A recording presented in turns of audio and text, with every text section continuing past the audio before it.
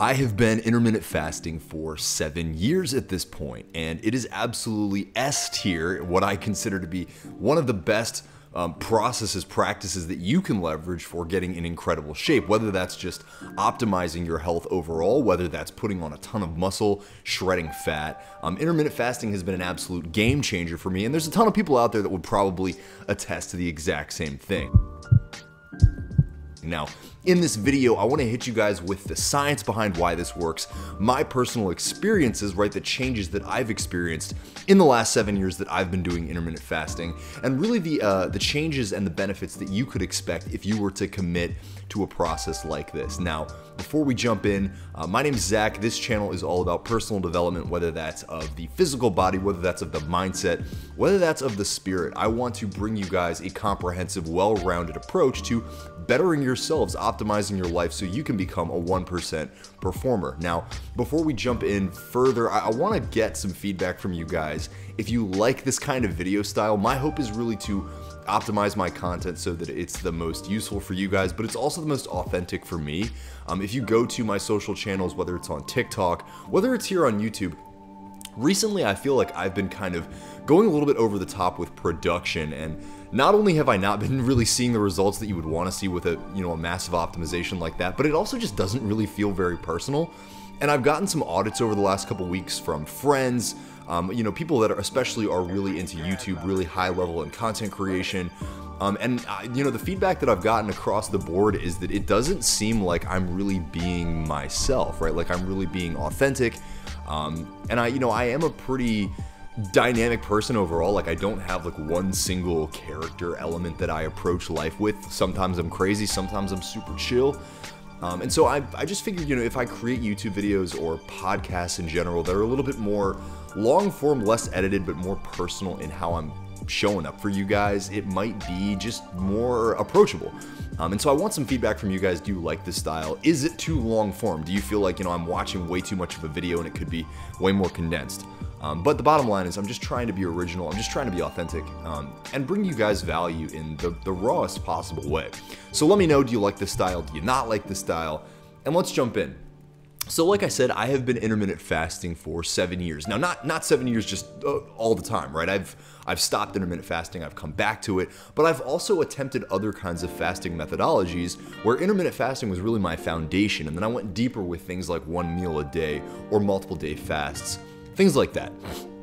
And so my experience has been extremely positive. I mean, I would not have stuck with this. I would not root this so deeply in my personal philosophy when it comes to fitness if it didn't work really, really well.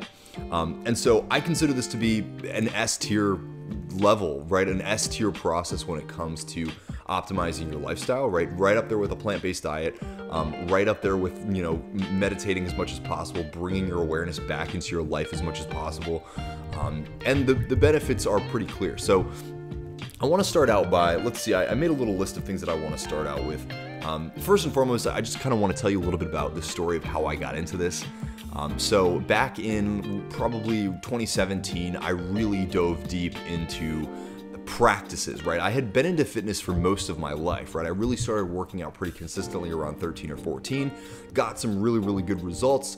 And by the time I was, 16, I was pretty ripped. I was clearly ripped.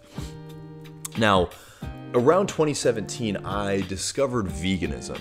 And when I discovered veganism, I was washed with a lot of fears about whether this would really work long term, right? Whether I was going to be able to gain muscle, right? See any kind of genuine fitness progress. And I was floored by the results that I got. My gains went up really, really quickly. I started gaining a lot of weight, which was challenging for me in general. And so I got a lot stronger. I got clearly a lot bigger pretty quickly.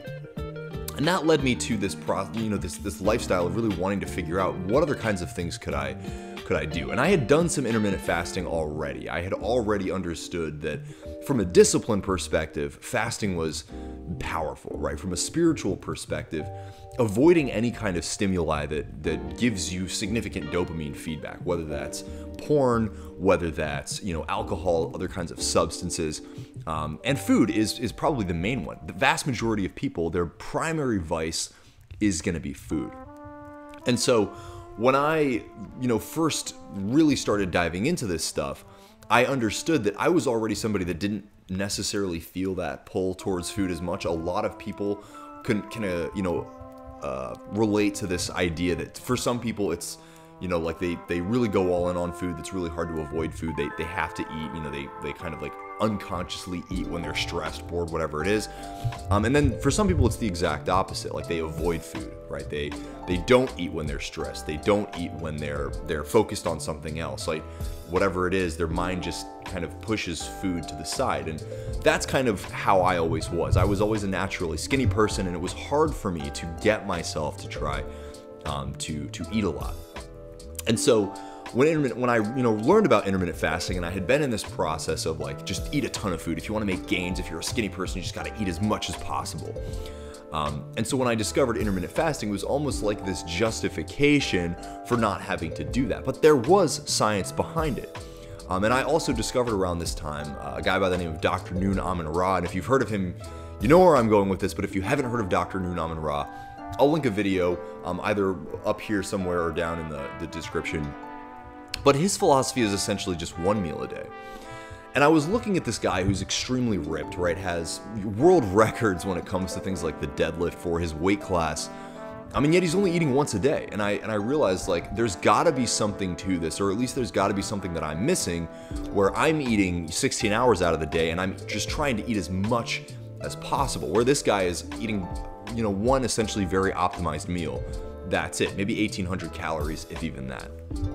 And so I started learning a lot of things. I mean, this is kind of like a nutshell version of an extremely broad story, right? I was learning a lot about spiritual development. I was, first diving into Stoicism, just now learning about Epictetus and Marcus Aurelius and these kinds of ancient philosophers, and learning about what kinds of benefits these kinds of philosophies could add to my life. And so all of these things were sort of all happening at the same time. So for me, it's a little bit tough to look back and attribute it to one thing. But what I will say is that intermittent fasting, it gave me essentially a structure when it came to my diet beyond just eat a ton of food. So I started learning about how to time restrict, learning about what kinds of prioritizations when it comes to what you should eat when. And the bottom line is that over a period of just a few months, this went from something I was learning about to something that just became habit, right? It was so easy for me to do, not only because it was a straightforward structure, it was something that I could, oh, it's the mailman. It's something that I could show up with as a process and be like, I'm actually doing something, I actually know what I'm doing. But beyond that, it just felt so good. The main thing for me was that at this time in my life, I had a really challenging relationship with weed. And I'm gonna make more videos about this in the future because this is something that I'm still working on. But I've made tremendous progress, and I think that if you can get a handle on your personal vices, you are gonna be so effective as a human, right? It's just gonna be so much easier to control your mind, so much easier to control your intentions and your goals. If you have a strong grasp on the things that, essentially control your brain chemicals. And so when I first discovered intermittent fasting, when I first discovered veganism, all these things, I did not have a good relationship with weed, right? That was the big struggle for me at the time. And I always found that, I would wake up tired. I would always be looking forward to it. Right? Like, weed would be that thing that was just that incremental energy boost, and then obviously it drops you way down again. But when I first started intermittent fasting, I noticed that a lot of this need to pursue dopamine, right? To pursue pleasure, feedback, was gone pretty fast, was gone pretty quickly. And so right off the bat, the biggest benefits that I noticed, like I said earlier, I started gaining a lot of size, getting a lot of strength very quickly. But I also was not feeling that draw towards, dopamine feedback response as much. I didn't wake up and immediately crave my phone. I didn't wake up and immediately, crave a big sugary breakfast or whatever it was. Subsequently, subsequently is probably not the right word here because there is science behind this, but one of the other big benefits for me was just the energy overall, right? My intentions were clearer, right? I had more clarity in what I really wanted to do and what I really felt like I needed to be doing, and a stronger ability to just get myself to do it. They say that the measure of a successful person is how quickly the time that they take between knowing what to do and actually taking that action happens. And so people that are quote unquote unsuccessful, it's just a longer period of time between, hey, I know what to do and I actually take that action. People that are successful, it's a very, very short period of time. It's almost, instantaneous. The closer you can get towards an instantaneous action from knowing what action you need to take, the closer you're going to be towards success. But overall, I just found that I had a much higher ability to control my energy. I felt like I had much more energy, but that I also was able to leverage that energy more effectively. So I want to give you guys a little bit of, a deeper insight into the results that I've gotten. But first and foremost, I want to explain the science, because this is not some woo-woo out there, methodology for dieting. This is something that is rooted in science.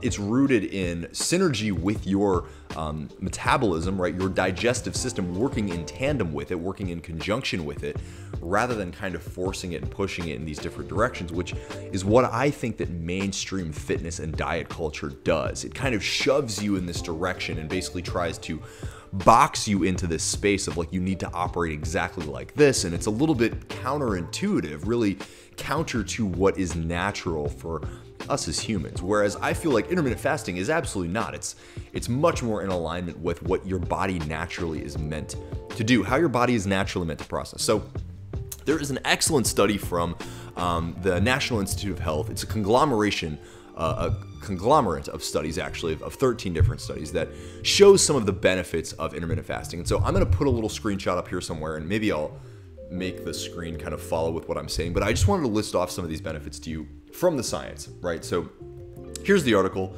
and here are just some of the bullet points of what the benefits are. So I'm going to try to keep the mic in front of me. I know I'm doing like the whole Gen Z thing, like holding the mic. I don't actually have a mic stand, so sorry if it's a little bit wonky with the sound quality.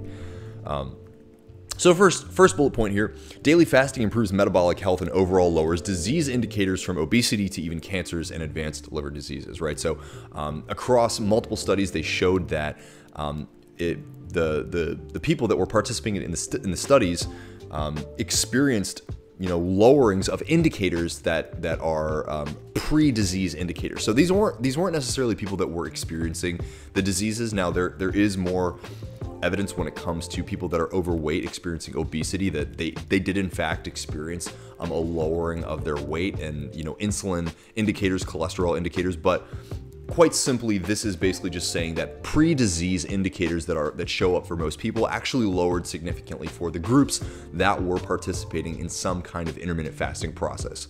Again, I'm going to give some disclaimers towards the end of me listing off some of these scientific benefits, because some of these studies are not necessarily conclusive according to the article, but also just my own knowledge of what a conclusive study should really look like. And so I do encourage you guys to go and actually read this, but these are benefits that a lot of people attest to, and they do align with the anecdotal experience that I've had. So let's keep going. So in 13 trials, 86% of participants experienced statistically significant weight loss, leveraging no other lifestyle changes. So nothing other than intermittent fasting had people experiencing significant weight loss. Now, statistically significant weight loss begins at 1.5%. So it's pretty low, right, for something to be considered statistically significant. But what I will say is that for no other change, right? No actual change to the composition of your diet, right? The actual food that you're eating, no change there. No change to your exercise habits. No change to your sleep schedule, or your other kinds of healthy mindfulness practices that keep your mental health in check, because we all know that a healthy mindset allows your hormones to be healthier, right? When you're constantly in a state of stress, you are putting out more cortisol. Your brain is excreting more cortisol, and that extra cortisol causes your body to go into that sense of like secure mode. We got to put on more fat. We got to keep ourselves safe and prepared for the future. That's what putting fat on is as a natural process. So, I just want to go ahead and say that that is pretty significant for people that made no other changes. Now, we have to wonder whether there were other changes that happened in and of themselves. So in my coaching, I find that even when people just start to make one change, typically what I do in my coaching is focus on one change at a time. If you've ever read the book Atomic Habits, James Clear, the author, talks about how, the one-step process, right? Making sure that you have locked down one habit at a time is the most effective way to go.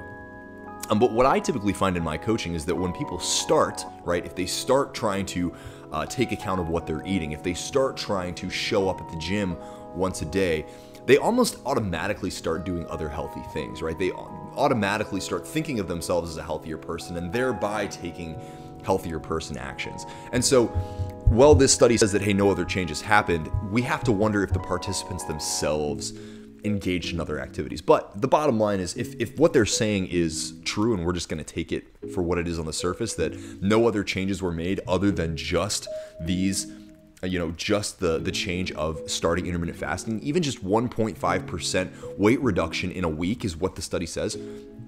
That's incredible, right? That's a lot. And imagine if you were to incorporate all of these other things. And so if you can imagine that when I'm doing intermittent fasting, I am also making sure to maintain a healthy morning and evening routine, right? I'm also making sure that overall the food that I'm eating is pretty healthy. And obviously, years and years have gone into this. It's, been the compounding of me habitually eating healthy to the point where it's just natural now, right? And so all of these things compound and they become more and more effective.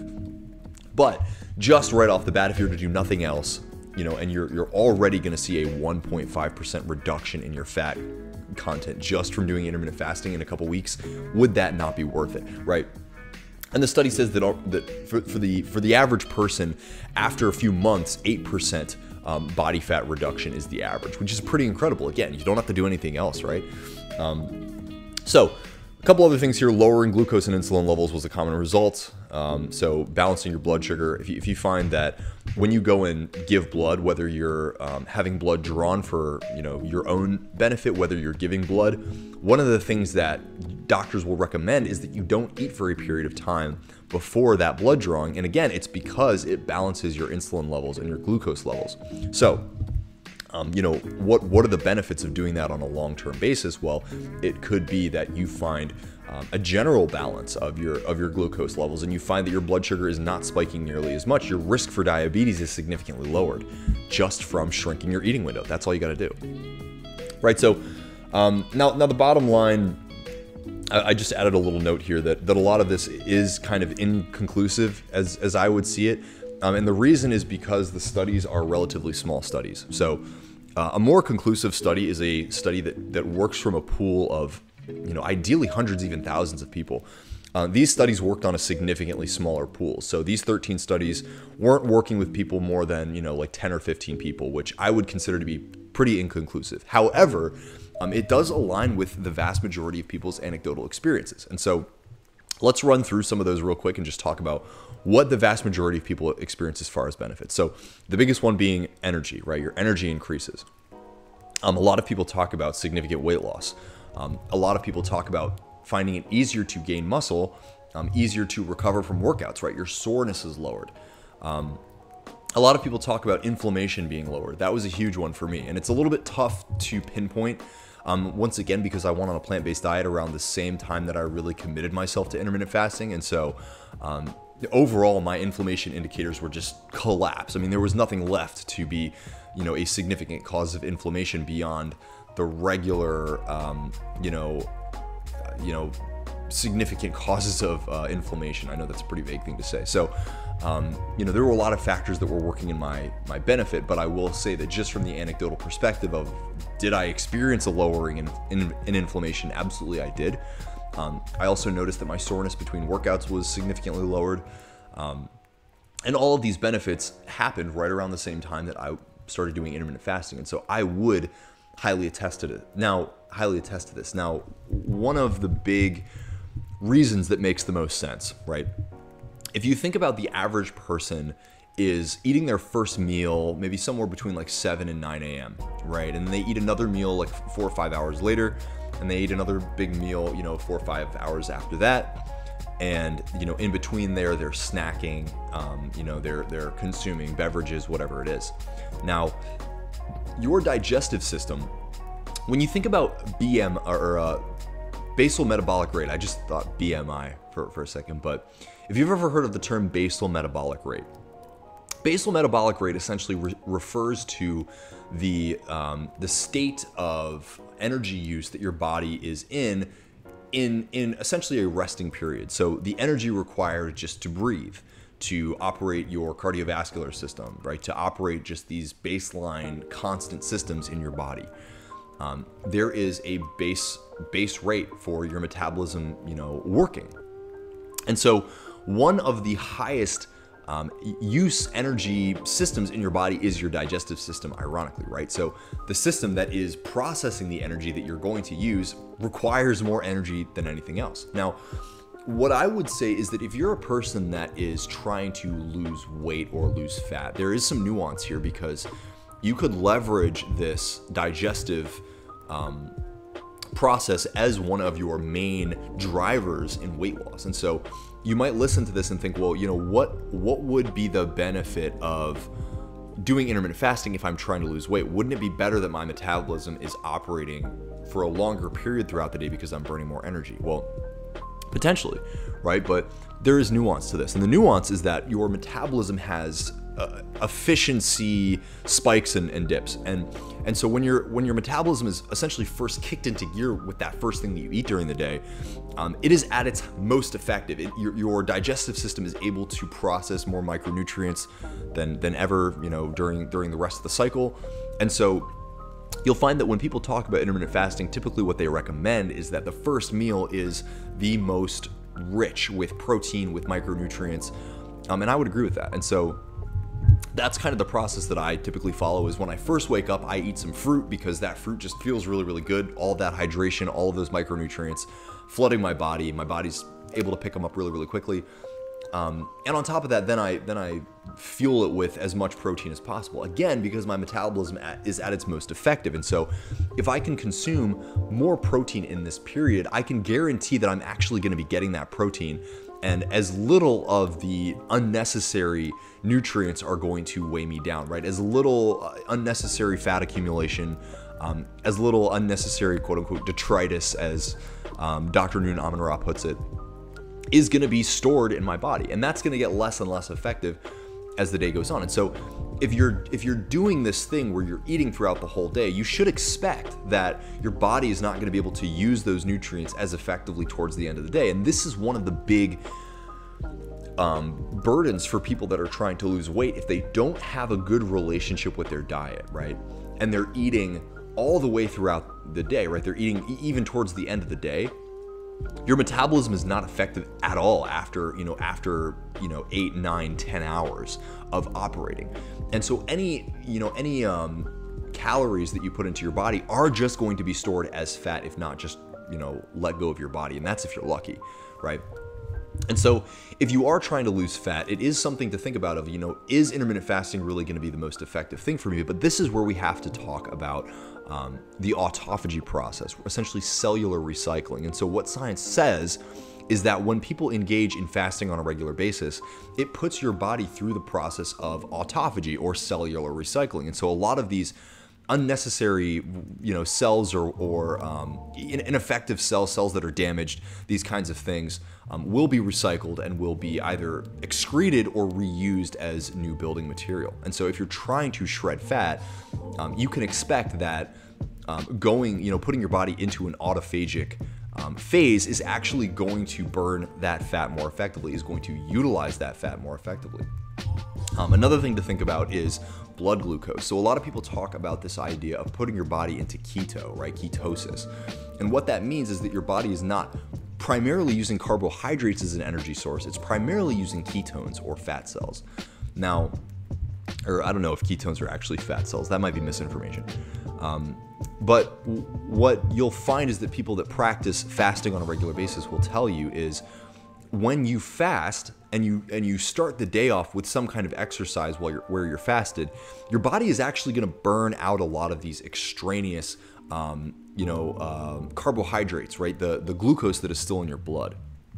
And when you burn this blood glucose out, your body is then transitioning over to a a ketone primary energy fueling process. And so that means that your body is immediately going into using fat as a primary energy burning process. Now, a lot of people will tell you that it takes weeks, months, to get into keto, and you have to be, doing a keto diet for a really, really long period of time before your body actually starts using those ketones as energy. But that's actually not the case. You can go into keto essentially instantly, right? Well, pretty quickly if you're fasting on a regular basis, right? And then you're beginning the day with some kind of exercise that's eliminating the extraneous carbohydrates out of your body that would otherwise be used as fuel.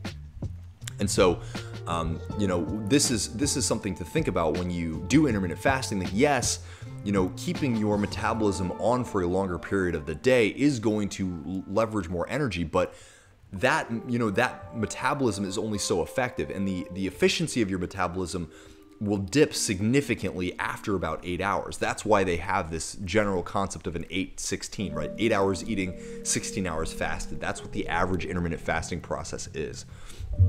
Now, and so I just want to check and make sure this is still recording. Yeah.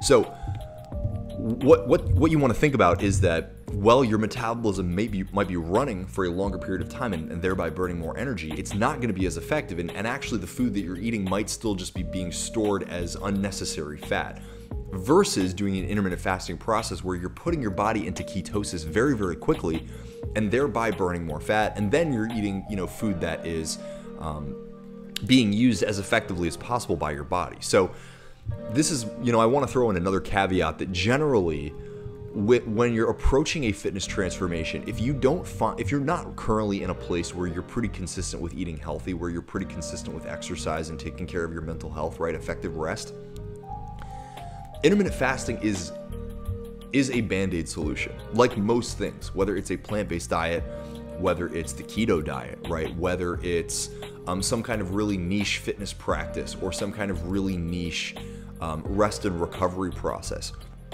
Without a baseline of foundational habits when it comes to taking care of yourself, you're gonna find that a lot of these things are not nearly as effective as you would want, right? And you're gonna show up and maybe put a couple weeks into these things, not really get great results, and be like, what the hell? This doesn't work. This is just another piece of evidence that I'm not good enough, that I am, my own ability to engage in these practices is mediocre. And that's not the case. You just don't have a foundation, and thereby it's really, really hard to see results with more high-level advanced techniques, because you're still eating shitty food, right? You're still getting 6 hours of sleep. You're still not working out, or you're doing workouts that are kind of like half-ass. And so this is one of the things that you want to think about, is if you're looking for really good results with intermittent fasting, you got to start with the foundations. With everything, you got to start with the foundations. But I digress. You're here to learn about intermittent fasting. You're here to learn about the benefits that I've gotten.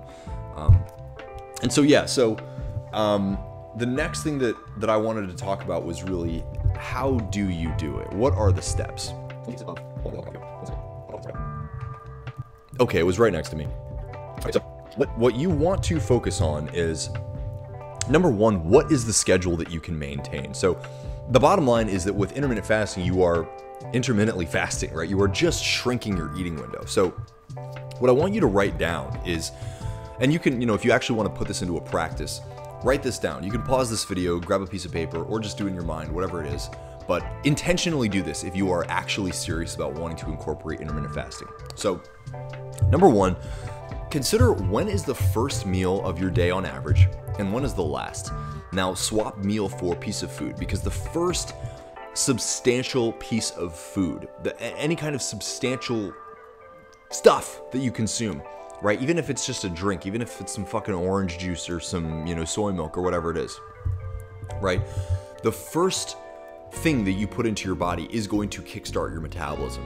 Your body is going to say, okay, time to digest some food, let's go. And so the first thing that you consume and the last thing that you consume is going to be your general eating window right now. What you want to begin to do is to shrink that eating window to 8 hours. So right now, if you're like, okay, my first meal is at 8 p.m., or fuck it, my first meal is at 8 a.m., my last meal is at 11 p.m., or the last thing that I consume is typically 11 or 12 p.m., right? you want to think about what would it look like to shrink that eating window to about 8 hours. So when do you want to consume the first meal and when do you want to consume the last meal? What I'll say is that the biggest hurdle in intermittent fasting, obviously, is discipline. Like we mentioned earlier in this video, the vast majority of people have food as their primary vice. Food is that primary thing that they lean on when they're bored, scared, angry, doesn't matter, and they're looking for some dopamine to help raise their energy, raise their vibe, right? This is mostly unconscious. And so what there's a tendency to do, and this is what I see all the time, is that for most people, there's this tendency to be like, oh, okay, well, yeah, I'm gonna be really hungry when I wake up, right? I'm gonna be so hungry. And so what I'm gonna do is I'm gonna eat my first meal like the same time that I normally do, but then I'm just gonna cut it off after, a few hours. So like if I eat my first meal at 8 a.m., I'm gonna cut off around like 2 or 3 p.m. I'm not gonna eat for the rest of the day. In my opinion, that is the hardest fucking process to take on. You're gonna go to work, right? You're gonna go about your obligations and you're gonna expend all of this energy doing that, and you're gonna be looking for some kind of comfort when you're done, right? And then when you're basically left to your own devices, there's nothing keeping you structured, there's nothing keeping you disciplined other than yourself. You're gonna go home and not eat for the rest of the day, right? The easiest way, I think, is to push back your first meal as far as possible and then essentially just eat up until whenever you want. Now, ideally, if you're trying to get good quality sleep and you don't want your digestive system like cranking away while you're trying to get a quality rest, you're gonna stop eating an hour, 2 hours before you go to sleep. That's some professional advice right there. If you're finding that it's hard for you to sleep, you're finding that you're waking up hungry, these kinds of things, and you're eating right before you go to sleep, or you're eating, sometime within an hour before bed, there's your problem, my friend. Stop doing that. Figure out how to stop doing that. And I'll make more videos in the future about discipline if you guys want to learn more about just the raw discipline aspect of this. But this is kind of a little hack that I'm giving you as far as how to create more discipline for yourself is, number one, just face it right when you first wake up. You're not actually hungry when you first wake up. If you are physically hungry when you first wake up, that's because you're eating way too late and your digestive system is still operating. And your stomach's like, where the fuck is the rest of the food, right? I'm supposed to be working, but there's nothing there to give it to you. And so you wake up and you're like, oh my God, I'm so hungry, I gotta eat right away. Now your digestive system is processing 24 hours out of the day. You have no ability to focus. You have no ability to use your mind and your memory or whatever it is, because your brain has no energy. It's all going to your digestive system, right? That's how most people operate. And so, just a quick side note, the primary energy source for your brain is glucose. And so if you are trying to digest and you're trying to think and process things all at the same time, it's not going to be as effective. That's why people typically experience a lull in energy after they eat, right? That energetic dip in the middle of the day is actually because your body is just processing a lot of food and your brain does not have as much energy for it to think and to function. So something to think about. But from a discipline perspective, I would say that beginning your day with the idea that you're not going to eat and you're going to try to eat as late as possible, maybe even just setting the bar at like 12 noon to start, right? At first it's going to be a struggle, and at first you're going to be like, man, I'm so hungry, whatever it is. But what you're going to notice is it's not actually physical hunger. Excuse me, I'm burping a lot. More likely what it is a lack of excuse me, what were we talking about? So yeah, oh yeah, so it's not going to be physical hunger so much as it's going to be that typical habitual dopamine search that you typically fulfill right first thing in the morning.